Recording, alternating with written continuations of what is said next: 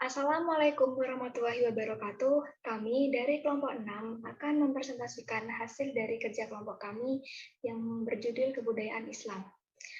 Saya akan mengenalkan nama anggota kelompok 6. Yang pertama, saya sendiri, Laila Bariza Jibah dengan NIM 4037, Anggel Rizky dengan NIM 4006, Ardia Regita dengan NIM 4005, Claudia Balkis dengan NIM 4040, Putri Maulidia dengan NIM 2070, dan Selina Ainun dengan NIM 4010.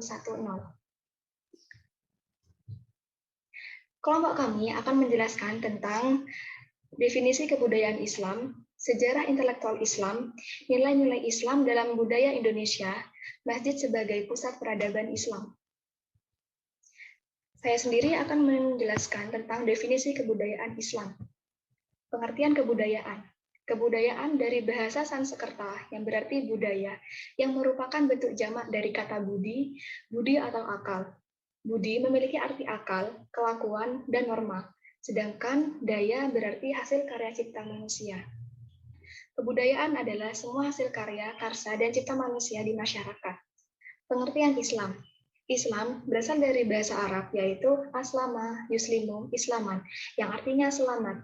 Menurut istilah, Islam adalah agama samawi yang diturunkan Allah SWT kepada Nabi Muhammad SAW sebagai petunjuk bagi manusia agar kehidupannya membawa rahmat bagi seluruh alam.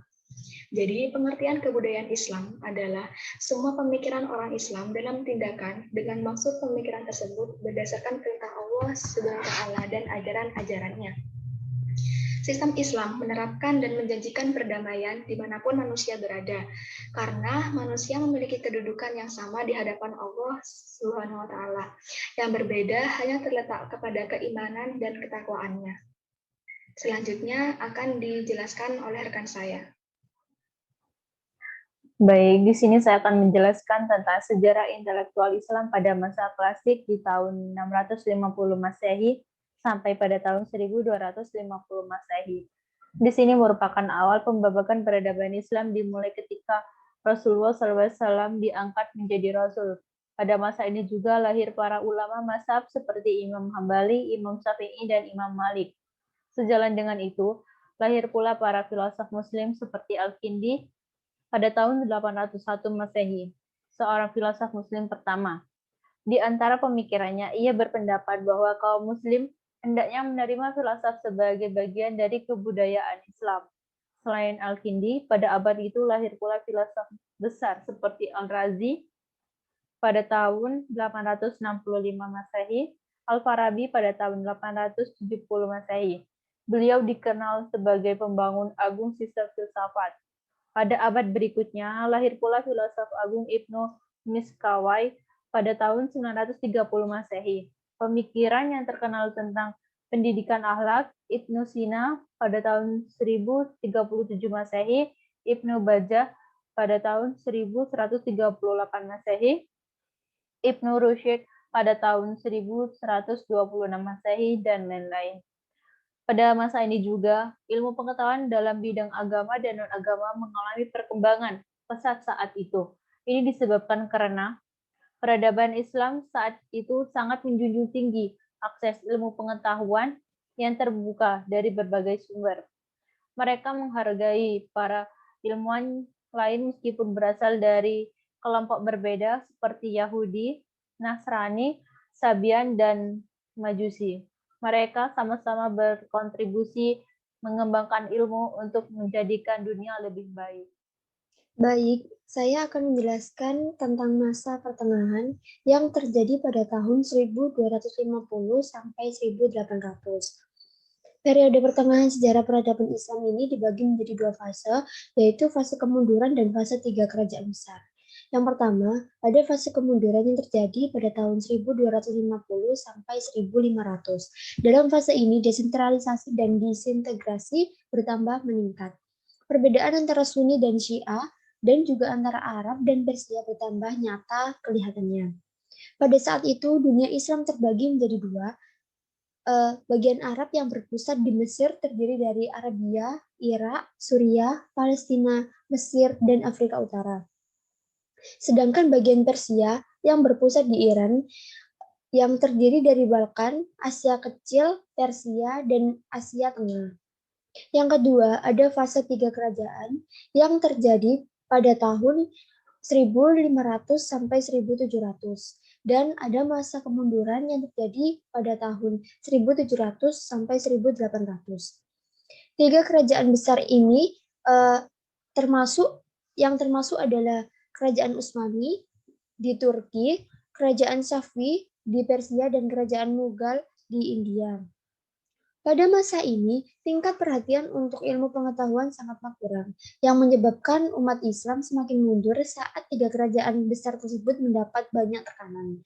Baik, selanjutnya akan dijelaskan oleh rekan saya. Sejarah intelektual Islam pada masa modern dimulai dari tahun 1800 Masehi sampai dengan sekarang. Pada masa modern ini juga disebut sebagai masa kebangkitan Islam karena umat Islam mulai sadar bahwa di barat telah timbul peradaban baru yang lebih tinggi serta menjadi ancaman bagi umat Islam. Pada periode modern, umat Islam heran melihat kebudayaan dan kemajuan budaya barat, serta mereka juga heran ketika melihat alat-alat ilmiah seperti teleskop, mikroskop, alat-alat untuk percobaan kimiawi, dan 2 set alat percetakan dengan huruf Latin, Arab, dan Yunani yang dibawa oleh Napoleon. Raja-raja dan para pemuka Islam mulai memikirkan bagaimana cara meningkatkan mutu dan kekuatan umat Islam kembali sehingga pada masa ini umat Islam memiliki kehendak untuk meningkatkan kembali ilmu pengetahuan dan teknologi dan melakukan pembaruan dengan cara memberi penafsiran kembali terhadap ajaran Islam yang tidak sesuai dengan perkembangan zaman seiring dengan berjalannya waktu serta mengajak umat Islam keluar dari zaman jahiliyah menuju kepada perkembangan dan kemajuan yang kemudian pada masa ini juga melahirkan para tokoh pembaharu dan para filosofi Islam dari berbagai negara Islam di dunia ini. Yang selanjutnya yaitu nilai-nilai Islam dalam budaya Indonesia. Islam masuk ke Indonesia lengkap dengan budayanya, karena Islam lahir dan berkembang dari negeri Arab. Maka Islam yang masuk ke Indonesia tidak terlepas dari budaya Arabnya. Pada awal-awal masuknya dakwah Islam ke Indonesia, dirasakan sangat sulit untuk membedakan mana ajaran Islam dan mana budaya Arab. Masyarakat awam menyamakan antara perilaku yang ditampilkan oleh orang Arab dengan perilaku ajaran Islam. Seolah-olah apa yang dilakukan orang Arab tersebut mencerminkan ajaran Islam. Bahkan hingga saat ini, budaya Arab masih melekat pada tradisi masyarakat Indonesia. Lebih jauh lagi, bahwa nilai-nilai Islam sudah menjadi bagian yang tidak dapat dipisahkan dari kebudayaan mereka, seperti dalam upacara-upacara adat dan penggunaan bahasa sehari-hari. Bahasa Arab atau bahasa Al-Quran sudah banyak yang masuk dalam bahasa daerah, bahkan ke dalam bahasa Indonesia baku. Semua itu tanpa disadari bahwa apa yang dilakukannya merupakan bagian dari ajaran Islam.